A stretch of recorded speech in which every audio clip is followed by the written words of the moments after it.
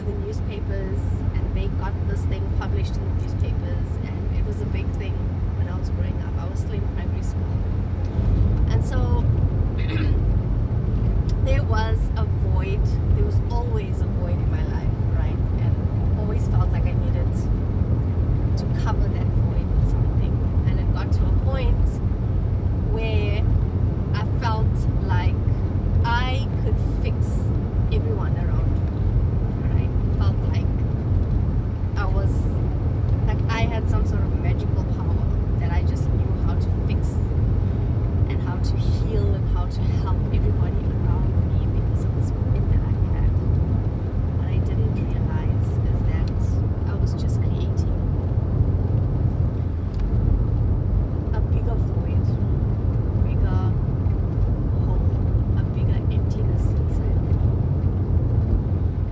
And got to a point where I just had to realize that, you know what, I was putting myself out there trying to help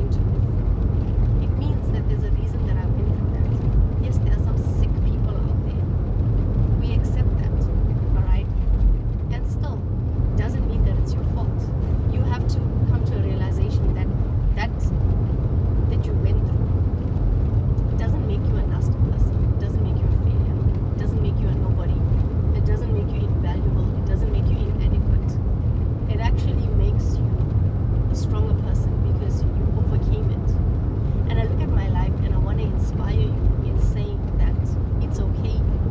You've been through it and you've overcome it. Now is your time to shine.